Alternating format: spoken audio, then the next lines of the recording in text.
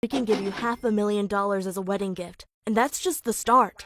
I really tried not to think about the money and only spend time with Matthew because I liked him. But the idea of never having to work again stayed in the back of my mind. And because Matthew was brought up with a religious background, he asked me to marry him after just 1 year of us dating. I immediately said yes, even though I can't say that I was madly in love with him. To make things worse, I still hadn't told him that his parents set us up as a couple.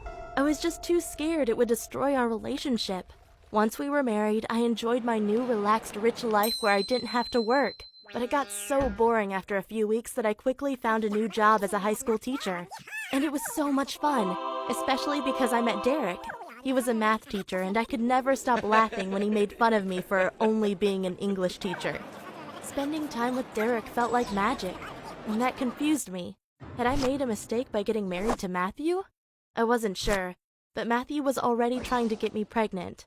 He really wanted a child, but what he didn't know was that I was secretly taking the pill. And then Derek asked me out on a date. Of course I said no, but when he asked me why, I didn't tell him that I was already married and instead told him I was just too busy. When I arrived home that day, without thinking, I told Matthew that I wanted a divorce. Of course he was shocked. For him this came out of nowhere because he thought we were a happy couple. And I felt bad for him, but I also knew that it was the right thing to tell him. Unfortunately, he couldn't take it. For the next few days, he kept begging me to stay with him. Meanwhile, his parents wrote me dozens of angry messages insulting me. I tried to ignore them all, but Matthew followed me everywhere. I got so sick of him that I wrote him the following message. "Leave me alone. You and your stupid parents make me sick. Did you know that they paid me $500,000 to marry you? Don't get me wrong. I thought I loved you.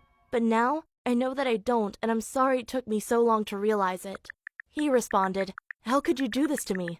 And then came to the apartment I was staying at every single night, hammering against the door.